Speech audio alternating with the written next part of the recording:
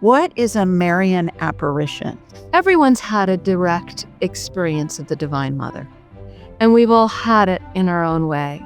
There was a man who came, a very older man, who had been an unhappy, grumpy Buddhist, and he was taking out his trash one day, he told us, and he saw a card of the Madonna that somebody had thrown away. He thought, you shouldn't do that. That's a terrible thing. And his heart went out that somebody had thrown away a postcard of the Madonna, and he found himself taking it out of the trash, cleaning it off, and bringing it inside. And then he thought, well, I should put it in a frame. And he got a frame for it. And then he thought, I wonder if I could learn the Hail Mary. And so then he started praying the frame. He had a direct experience of the Mother. She came for him, and he honored her. And when we met him, he had been praying the rosary for 10 years. Hi, everybody. Welcome to the Ask Julie Ryan Show. It's where we blend spirituality and practicality to help you live a life of purpose and joy. We have my dear friend Perdita Finn with us on the show today. You guys are going to love her. A prolific author and former Columbia University writing professor, Perdita, alongside her husband Clark Strand, founded the Way of the Rose Fellowship. A masterful storyteller, Perdita seamlessly blends ancient goddess and Madonna wisdom into modern-day guidance for those wanting to activate miracles in their own lives. With profound knowledge and a boundless heart, Perdita's words awaken the sacred, guiding us towards the maternal power woven into the fabric of existence. We decided to divide our far-reaching conversation into 2 episodes. In part 1, we discussed the goddess/Madonna concept of feminine power. It's been in existence since the beginning of time. In part 2, Perdita and I talk about the hidden history of women healers being burned as witches throughout Europe and the Americas. Please remember to subscribe, leave a comment, and share this episode with your family and friends. Now, let's go chat with Perdita. Perdita, welcome back to the show for the 3rd time, girl. You're a returning champion.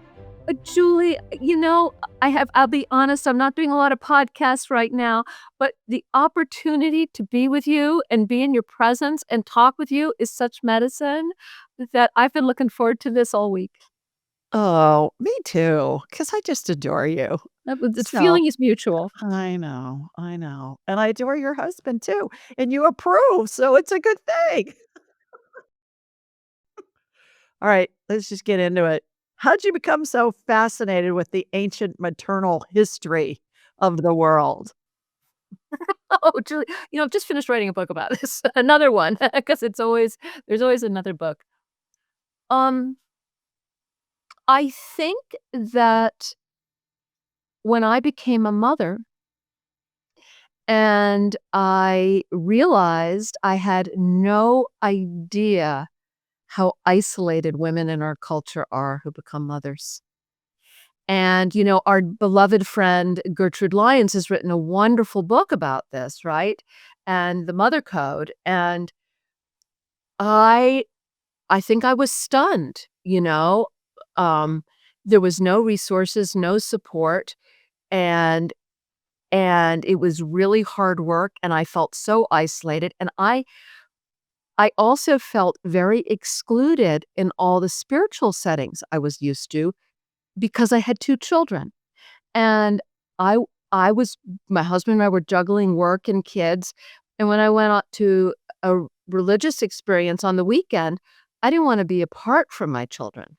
I wanted to be sharing some experience with them, which meant that first at the Zen monastery where I got kicked out of the Zen for having my kids there, I was running a program for all the children on the weekends whose parents were coming to the Zendo. And I was just like, what's going on here? Like, who are the spiritual teachers? The spiritual teachers are the children here excluded from everything. And what is this thing everybody's doing if it's excluding the most important part of our world, which is children? So then we left, we went to the Episcopal Church. And raised nothing, ex-Buddhist, I've been put in charge of the Sunday school. Okay. And again, I have all the kids in the back row. And eventually we just looked at each other and said, we'll just do our own spiritual instruction with the kids. And we did what we'd always done, which is, to sit down with them regularly at the end of every night and say, what are you grateful for? What do you want to say thank you for? What do you want to ask for help for? And so our family spirituality, and I think women have always maintained folk practices because they're in the home, and they don't have time for all this foolishness. They got their rosary beat. And I think my grandmother was long since dead at this point. But I began to realize that this old woman, and it's St. Patrick's Day, and my Irish grandmother, she was born Molly Ireland, Molly Ireland Finn. She raised 6 children who lived during the Depression with no money. And she kept them all alive, and she kept them alive with prayer. And I began to realize that this woman who was very dismissed by my father as an old, superstitious, uneducated, uncultured person was really wise. Like my father said about her, she got us all around my sister's bedside when she had strep throat and her fever went up to 104, and she made us all pray the rosary. And he acted like this was so stupid. And I looked at my father, who was a doctor, and I said, antibiotics hadn't been invented yet. She didn't have Advil. She didn't even have money for the doctor. Right. And my father's sister, who everybody prayed around while her fever spiked, she lived to 96. There you go. So Yeah. I think that was my transformation. I know that's my grandmother also kissed the Blarney Stone, so I have the gift of gab, so forgive me. You're right. And it is today, while we're recording, is St. Patrick's Day. And interestingly enough, my grandma Ryan was born on St. Patrick's Day, and she would be 125 today, and she would hate that. She would have hated that. She would have been like, "Oh my God, just let me go to heaven." So that's hilarious. 2 things too about what you just mentioned. Our parish priest, John Fallon, another Irishman, he says, "Bring the kids, bring them to mass. If they're noisy, I'll just talk louder." And he always, at the end of every service, at the end of every mass, he always thanks the parents for bringing the children. Oh. And they have nurseries, but most of them are in there, and they have a cry room that makes it quieter, but he says, "Bring them. This is all part of the whole thing." They're why we're here. And they're gonna remind us, I always say this, children and old people are closer to the other side, right? We're the wise ones. And then when you were talking about how hard it is as a mom, especially with little kids, when you don't have any support. I remember when Jonathan was, I don't know, a week old or something, I went in for my, postnatal whatever with the doctor, and I said, How do these indigent mothers do this? I have resources and I have help. How do they do this?" And she said, "Well, it's not the same." And then I always laugh when I talk to somebody who has a big age difference between their children, and I'll say, "Well, did you wonder how you raised your 20-year-old now without all that equipment that you need for your newborn today?" And they laugh and they go, "No kidding." I know. But what we really need more than all the stuff is we need the old grandmothers around us and the old women around us. I mean, what I missed was lore, and my own mother was very ill, and, when my daughter was born, she was just getting over terrible treatment for cancer that really left her debilitated, and, and my mother-in-law was far away, and I missed having, my prayer is that my children have grandchildren soon so I can get involved, and My we'll see. mother gave Jonathan his first bath, and Oh, I remember thinking, "Thank you, God, because I'm afraid I'm gonna break him." exactly, right? Like, yeah, she showed me how to do it. my parents came out to LA and my mother stayed 3 weeks, and Of I course. cried when she left. I thought, "Oh my god, how am I gonna You do don't this have the on next my 20 own?" years, you know? Yeah, and you hear these stories, so, yeah, I'm always fascinated with your tales of motherhood and the maternal and the Madonna and all of that, because I never really thought about it much until I met you and got to know you and fall in love with you with all of your wisdom with this, and that's really what I wanna talk about today is the whole Madonna energy and the goddesses and the Madonna and all of that. What is a Marian apparition? Well, oh, you know, there are 2 answers to this question, and one is everyone's had a direct experience of the Divine Mother, and we've all had it in our own way. And when Clark and I were on book tour before COVID for Way of the Rose, we would ask wherever we went, Boulder, Colorado, Berkeley, California, New Mexico, Chicago, wherever we were, we'd say, when this crowd of people would show up, we'd say, "Who here has had a direct experience of the Divine Mother?" And almost all the hands would go up. So lots of people experienced her. For some, it's been a dream. For others, it's been an intuition or an intimation, and some have heard her voice. Some, I mean, people have very profound. There was a man who came, a very older man who had been an unhappy, grumpy Buddhist. And he was taking out his trash one day, he told us, and he saw a card of the Madonna that somebody had thrown away in the trash can. He thought, "You shouldn't do that. That's a terrible thing." And his heart went out that somebody had thrown away a postcard of the Madonna, and he found himself taking it out of the trash, cleaning it off, and bringing it inside.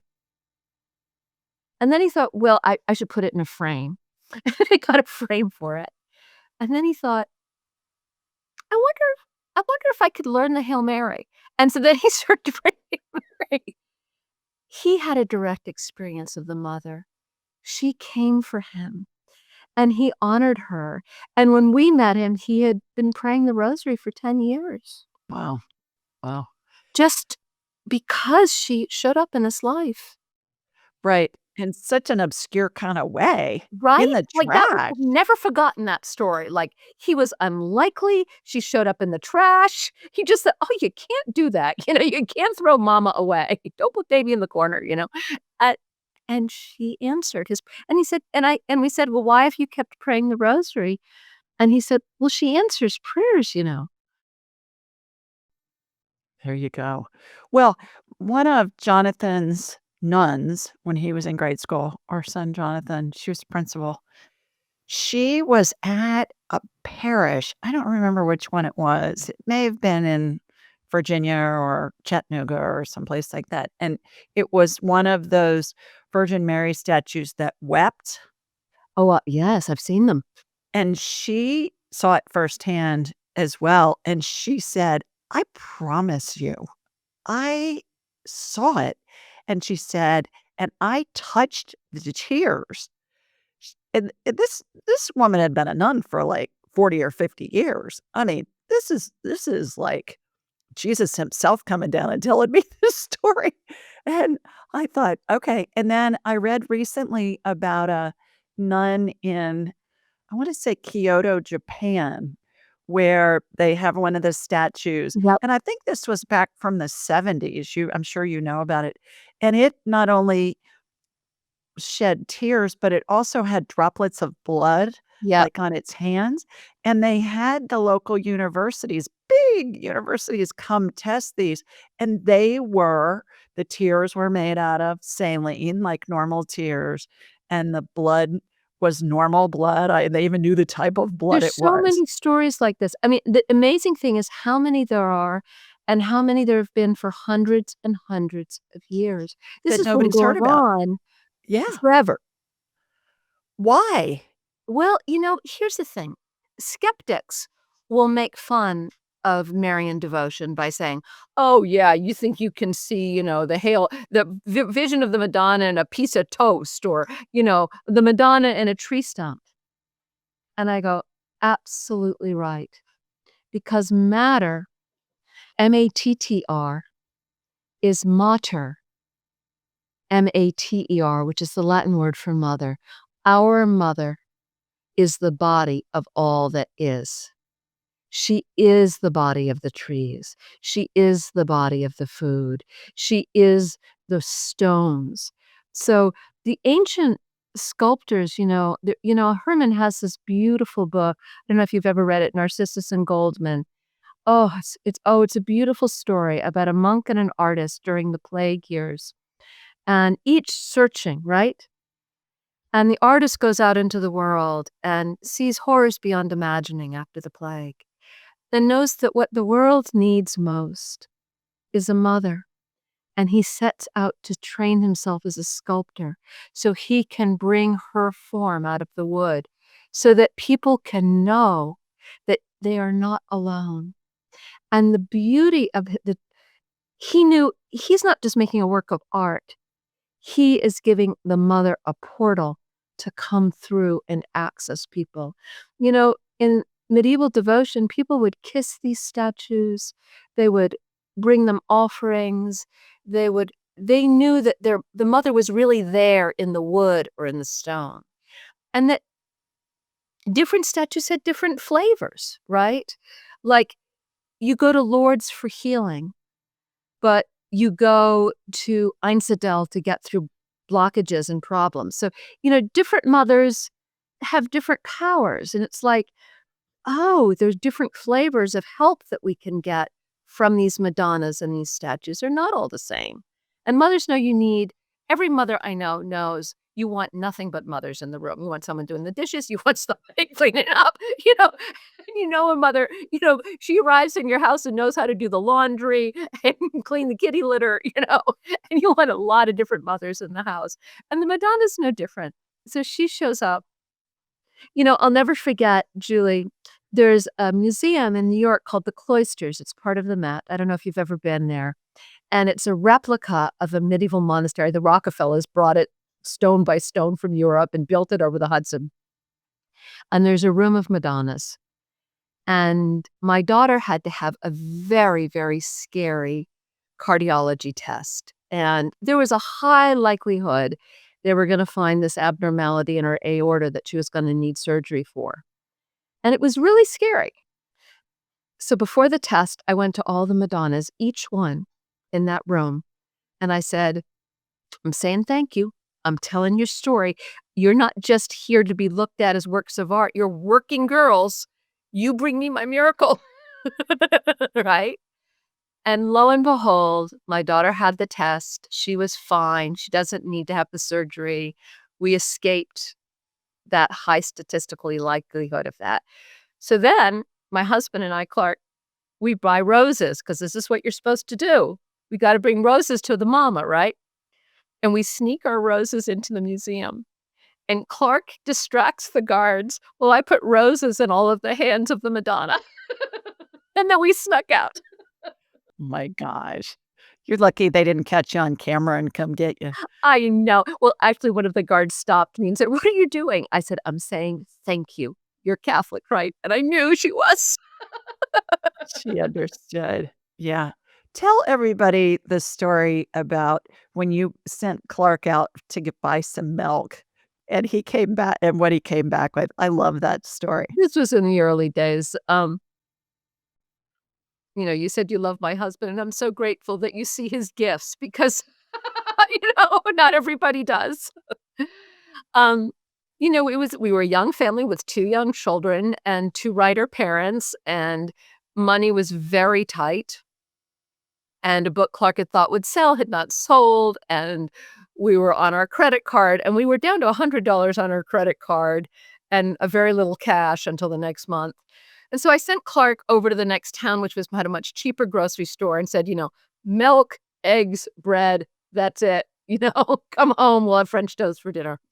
And Clark returns much later without the milk, without the eggs, without the bread. Um, Classic fairy tale. And he has a statue, a stone statue of the Virgin Mary that's about this tall. And I said, "What's that?" He said, "I found her in an antique store in Socrates. I had to buy her." I said, "You bought her?" I said, "How much was she?" We had $100 on our credit card. She cost $100. And I wanted to kill him, Julie. I mean, this is what this is our relationship is often like this. Like, I'm the practical one, and he's the dreamer. And, he would but those she was the magic. And that statue brought magic into our house. And I will tell you 2 other secrets about her. One is when we went to France 20 years after we got her, we were in, l'Église de Madeleine, the Church of the Magdalene, the site Madeleine, one of the oldest, very profound site where ancient evidence of human beings is, and there's this church devoted to Mary Magdalene.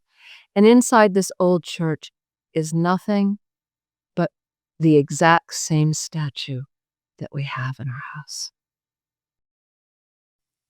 Yeah.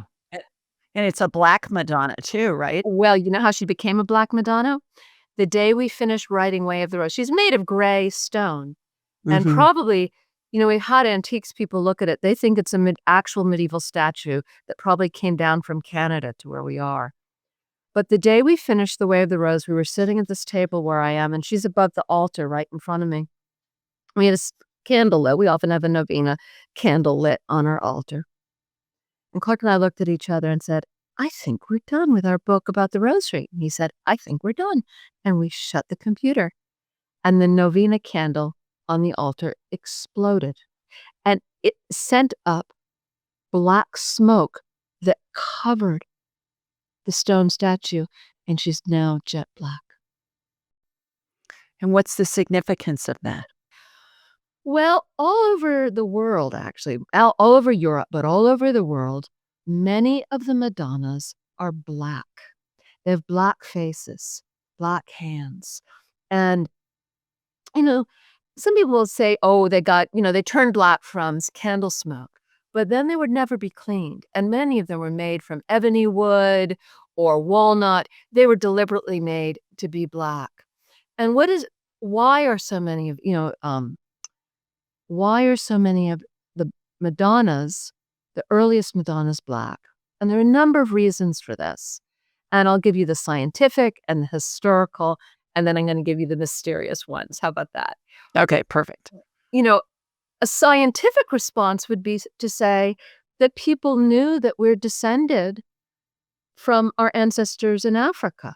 Our original mothers are black, right? Until probably 5,000 or 6,000 years ago, everybody in Europe was still black, right? So it's an evocation of our ancestral past. Okay, that's true. There's also Isis was black, the Egyptian goddess, and many of the Isis statues of her holding her baby Horus and nursing him. When Christianity came to the forefront, everybody was devoted to Isis. They took the statues of Isis and Horus and said, okay, they're Marian Jesus, no problem. Same mama, do new names, right? So those statues got recycled very often. Our Lady of Rocamadour was probably a statue of Isis and Horus that was recycled. But there's a more interesting idea about the mother's black face and why she's dark. The Song of Songs, do you know that book from the Bible? It's so beautiful. It's a love song between a man and a woman, probably King Solomon and Queen Sheba. And, she says, I am the night, my face is black. And she is the Sabbath bride, the Shekinah, the Sabbath bride we call in as darkness descends. And so the world knew our ancestors had two different forces, right? Yin and yang, sun and moon, light and dark. And the father was associated with the sun and clarity and daylight and getting things done. And the mother was associated with rest and dreams and the darkness of the womb and the darkness of the soil, and that life needed a balance of these two energies, right? That we need both. We need both the sun and the moon, the light and the dark to feel whole. And so the Black Madonna is the other side of our Lord the Sun. Some people pray, our Lord the Sun, Our Lady the Earth, Mother Earth. Interesting. I don't remember the details, Perdita, but I remember that we did kind of a genealogy or a provenance on that Black Madonna one time. You and Clark and I were talking, and we did it. I don't remember the details, but I remember it came from France Yes. through Canada and Yes. then down. We'll have to do that again because I don't think I wrote it down. I'm sure you guys probably didn't either. But do you We don't remember really doing know the that? provenance, but we've talked to a number of antiques people, and they think it probably came to Montreal through some French there were a lot of refugees and, during the revolution in France, all of these churches were gutted and all of these, I mean, they burned a lot of the Black Madonnas. Right. Well, talk about a score in an antique store. Jeez I know, Louise. right? You know, that Antiques Roadshow where people bring in great grandmas, whatever, and then the experts are going, "Yeah, but, this is worth $5 million or something," I think. Well, I don't think just we're Your Madonna's something I don't know that it's worth $5 million, but probably not, but it's worth a she's lot. worth our hearts. Exactly. She gave us back our hearts.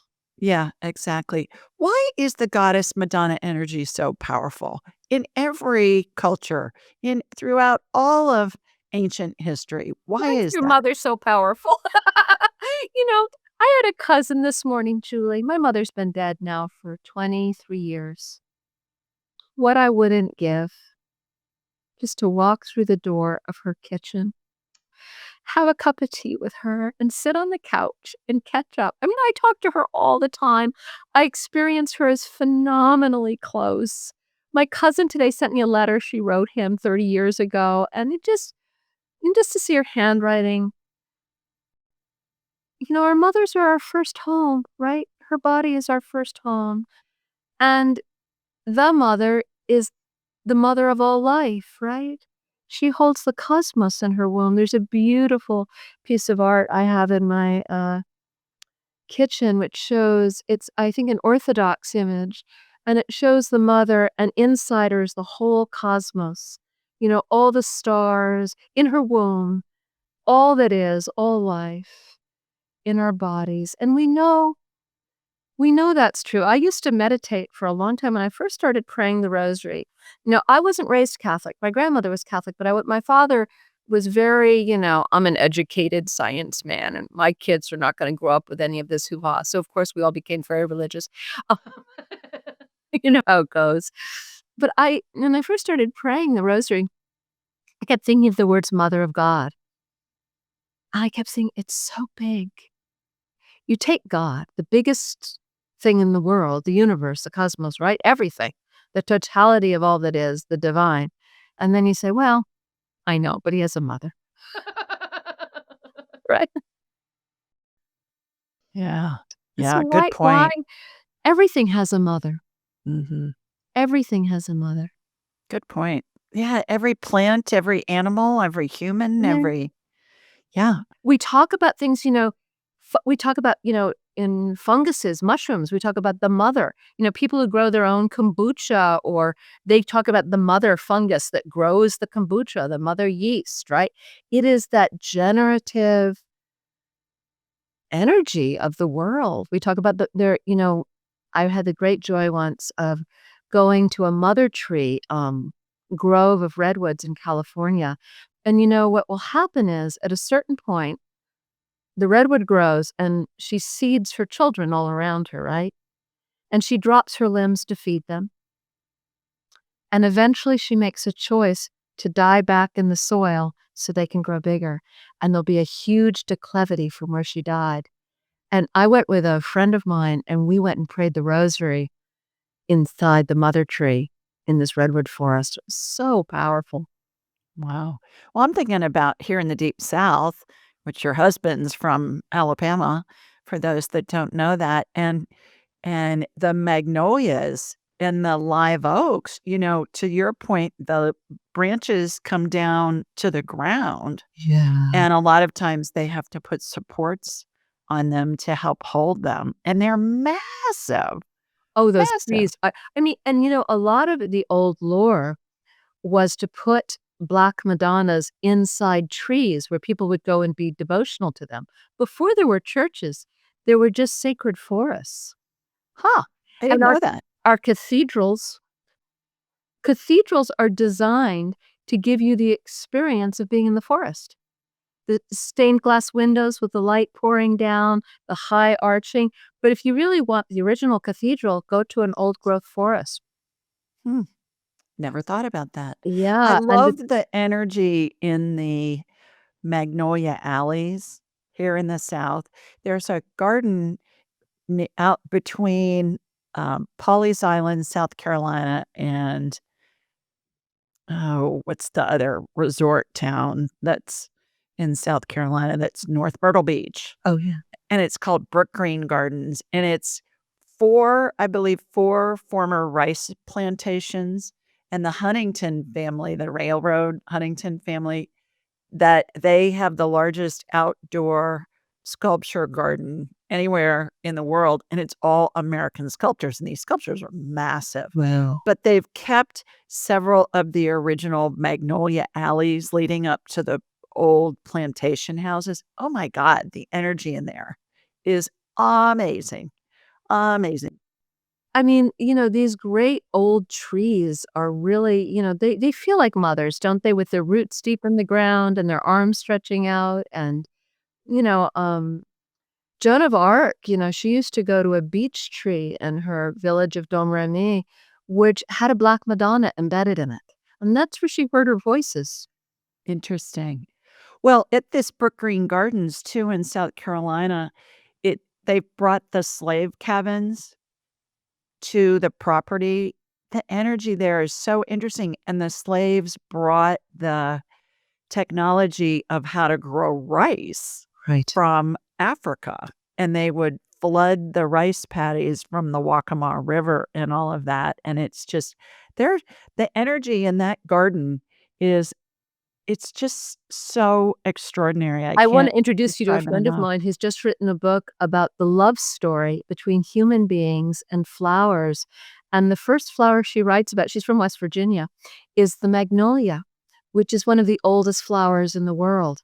Yeah, yeah, and I have gosh, how many magnolia trees have we planted? Oh, they're massive now. They were probably 4 feet tall when we planted them, and I probably have maybe 15 of them. And I planted them so I could use the foliage and the flowers. I could use the foliage at Christmas, and I could use the flowers in the summer, and now they're probably 40 or 50 feet tall 25 years Oh, later. Yeah, I love them, they're amazing. so They were beautiful. $100 a piece. I paid for those trees and planted them, and now they're just massive. Alright, I digress.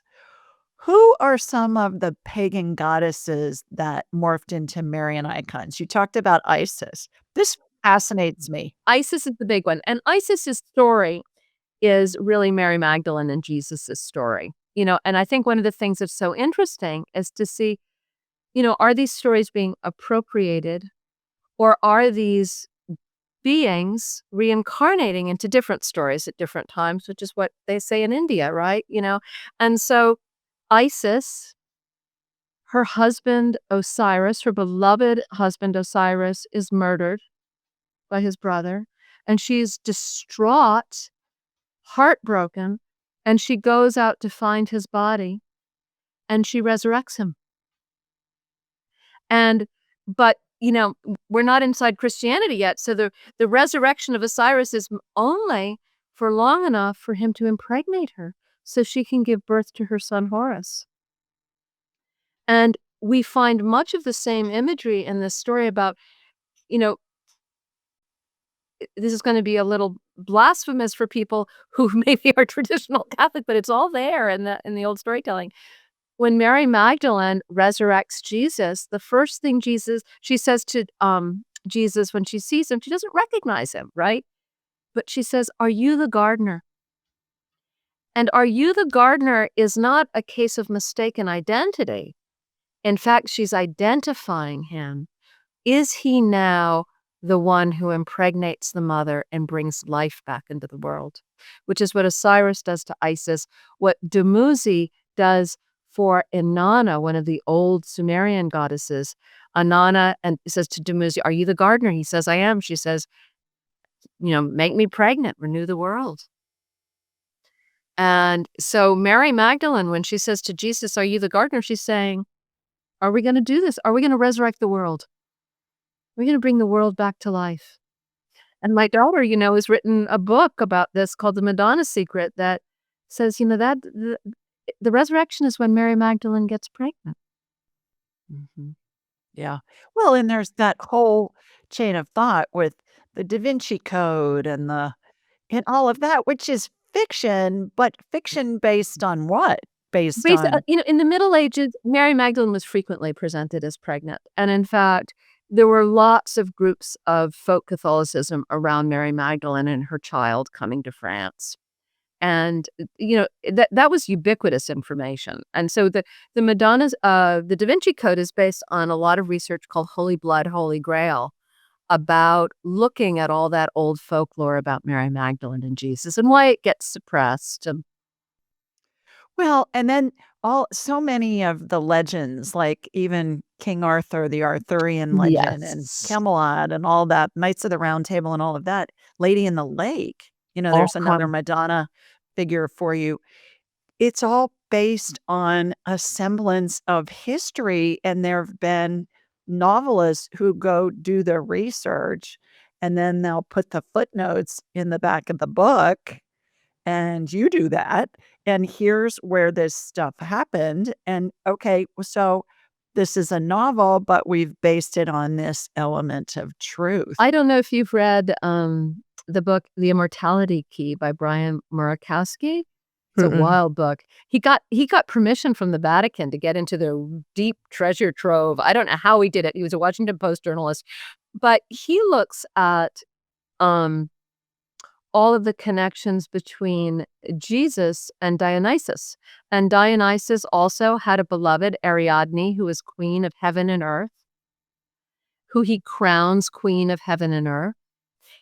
Just the way, yeah, Inanna is queen of heaven and earth, Isis is queen of heaven and earth, Mary is queen, names change, titles are the same. But it's really fascinating about how Dionysus was a real rebellious figure in Roman mythology. He was a liberator of slaves, and he was a liberator of women. And he's very much like Jesus. He's coming in to empower people, to feed people, to turn water into wine. All of these old stories about, and so that a lot of the early Christian communities were quasi-Dionysian communities as well. So is it all the same energy coming in, and it's just retold in a different way for the time for to Don't you yeah. think? Well, I think that it's kinda hard to just do away with all the are they coincidences? I mean, there's so many similarities, and you know more about this stuff than anybody that I know. Certainly, At there the are Way of the many Rose, what we scholars. say is we invite people to come pray the rosary with us, and we pray the traditional rosary, Our Fathers and Hail Marys. But we say, you call the lady any name you wanna call her. You wanna call her Isis, call her Isis. You wanna call her, Guadalupe, or Tenansen, call her Tenansen. Yeah, You know, we all have different names for our mothers. But mother is mother, right? yeah. She's gonna show up however we call her.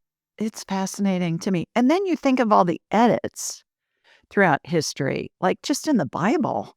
Got the King James version and the Nicene version and the whatever version and all of that and the translations, and I find that stuff all really fascinating. Me too. And Have you ever read the Jesus Seminar books at all? no, you need to make me a list of Oh, books that we need to read. you had to have the God, Jesus Seminar was a group of scholars who got together and said, "What can we figure out that Jesus actually said based on all these documents, Mhm. which is really interesting because, what people don't realize is Jesus was probably illiterate and was an oral storyteller. He didn't speak Greek or Latin. He spoke Aramaic. I mean, I've learned the Our Father in Aramaic because I want to be able to speak in the words that Jesus used. So you can go to a wonderful website called abun.org, I believe, to learn it. It's very hard. Clark says it sounds like I'm speaking hairball, but for whatever reason, it really resonates with me. And it is my way of honoring Jesus is to use his language. So you have this illiterate, traveling wild man, right? And I think of him, he's coming into communities that have been devastated by war. Devastated. People have had their land taken away. The Romans have come in and conquered them. Jesus isn't the first person crucified. They're crucifying everybody. And they're oppressing people. And why do they pay attention to him? He must have been so charismatic, right? Such a good storyteller, an entertainer, and with something to say that radically changed their lives. But his words and stories don't get written down till the very earliest 50 years after he dies. And they get written down in Greek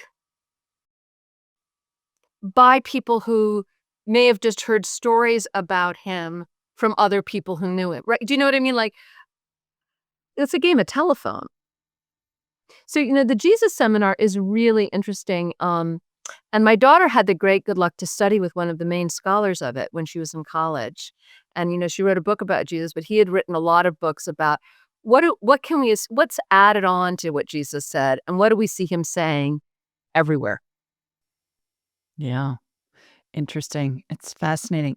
Back to the pagan goddesses, what are some of the more well-known pagan sites that became Marian pilgrimage destinations?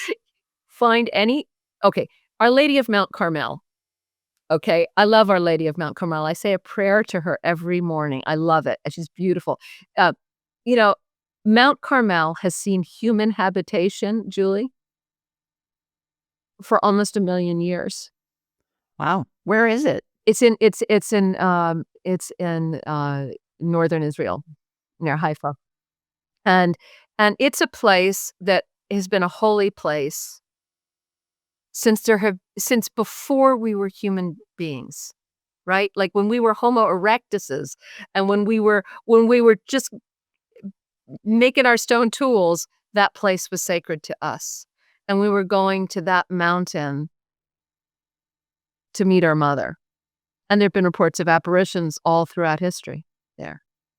And you you go to Lourdes. People all have heard about Lourdes, right? When Bernadette went to collect the firewood at the trash heap, she was going out to the dump. She was a poor girl going out to the dump to get fire for her family, firewood. And the lady appears to this poor peasant girl at the dump. But the place where she appears, and the spring wasn't flowing at that time. Bernadette digs in the ground to get the spring flowing. There has been evidence of human habitation 300,000 years in that area, in that spot where the Virgin appeared to her. So, our Neanderthal ancestors may have been seeing their mother there too. Well, what does it mean that I was born in Mount Carmel Hospital in Oh, Columbus, Ohio? it means everything. It means Does that everything. does that mean that I was living with the Neanderthals back Yeah, in the day? well, I think there are people who have a deep connection to Our Lady of Mount Carmel. And I often find that the people I feel the deepest soul tug with, not surprising, it's just a kind of confirmation of how I feel about you. I always Oh, of course you were born in Our Lady from Carmel. Of course you were. And so were my parents, and so were all my siblings. All of us were born, and they pronounce it Mount Carmel, but it's big it's one of the big hospitals in Columbus.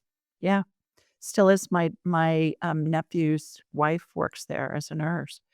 So, what is it about these areas? Is it the energy in the ground? I Is it what ley what do lines? Is it what do what you is it? think? What you tell I'll tell you what I think. Well, and then you tell me, because you've got a sense of this stuff too.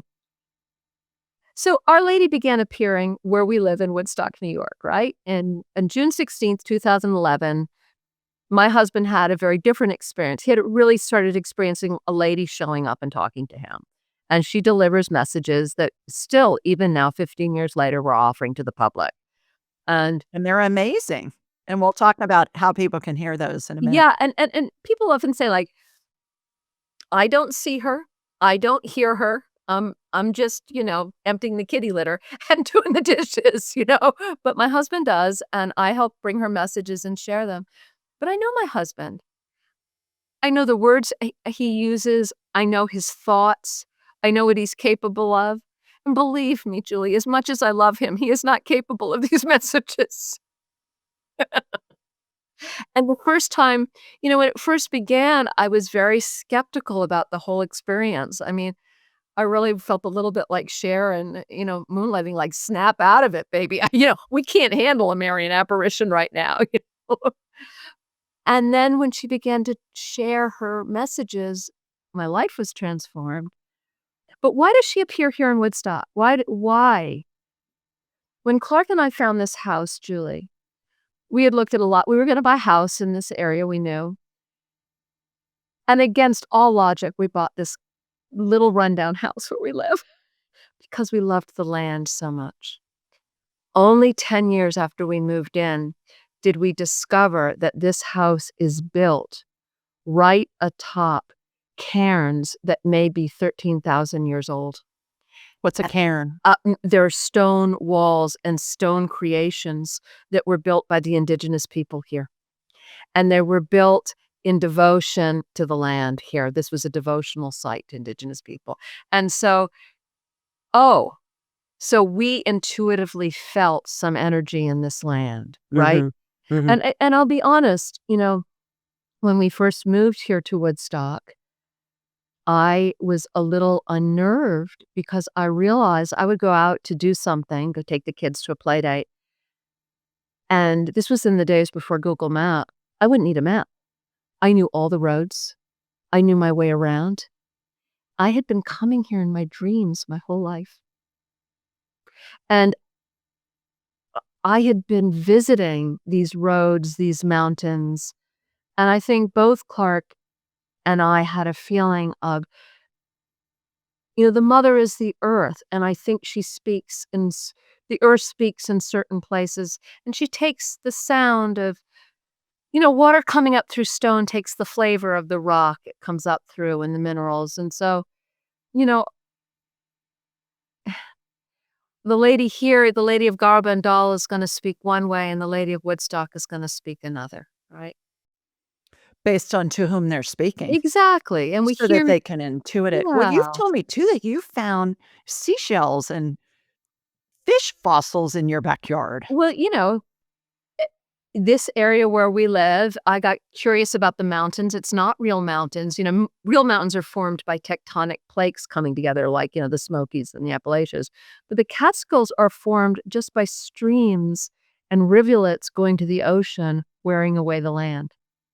And that creates these seabeds being compressed over millions of years. And so I'll look out in my backyard and you pick up a piece of stone and there's a shell in it. Yeah, that's wild. It's wild. Well, there's a shrine here about an hour and a half north of me. I think I've told you about it in Huntsville, Alabama. It's called the Shrine of the Most Blessed Sacrament, and it has some serious mojo going on in there. And they in the basilica that Mother Angelica, who's deceased now, built with 5 families gave her the cash for it. She paid cash for it. I mean, you never seen so much gold leaf outside of Europe. in your life like there is here. So anyways, they have this healing service in the undercroft of the basilica, and when my dad was still alive, he was visiting. My mom had already passed, and I took him up there. I'm telling and I can see stuff with my eyes open and with my eyes closed energy, and they had this blessing for people for healing, and people would go up to the communion rail, and they'd bless them with the monstrance, which is this big cross, and they've got the communion in it, and they'd bless everybody individually, and it was like somebody turned on a light switch all the way down the communion rail. They'd bless them, they'd light up. They'd bless them, they'd light up. And then what I noticed too in this service, and I've been there probably 3 or 4 times now on different occasions, usually when somebody's visiting, it's really Catholic. And so I take my son Jonathan calls them mysterious Catholics. And I'll take them up there, and everybody during that service has a tongue of fire on top of their head like Pentecost, like they talk about in Yeah, Pentecost, yeah, yeah. and it just looks like a flame, like, burning up above their head. Remember Right, but I think there are places we go to the land and we plug in. We've all been to those places, right? We've all felt it when you plug in, right? Yeah, the first time I saw that, I'm like, "What the heck? Is there one above my head?" And I couldn't feel any heat, but I could see it, and it was suspended because I put my head back to look at it, and I could see, and it just looked like it's depicted in the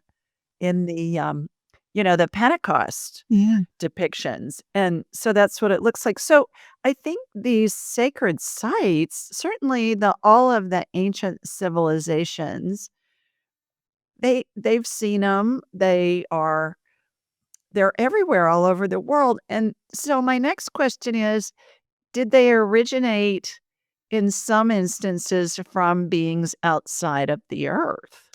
Oh, that's this is above my pay grade, Julie. I Mine don't know. too, but it's coming into my zeitgeist. I know, it's a big topic right now, like, we are stardust, right? Stardust is part of what we are.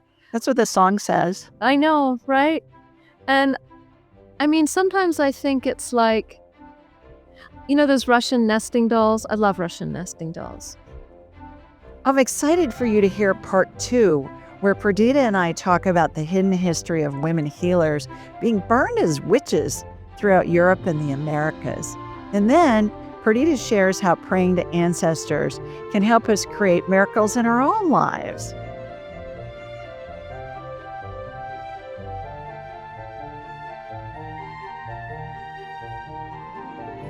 To enhance your spiritual journey, click on one of the videos below and remember to subscribe, leave a comment, and share this episode with your family and friends.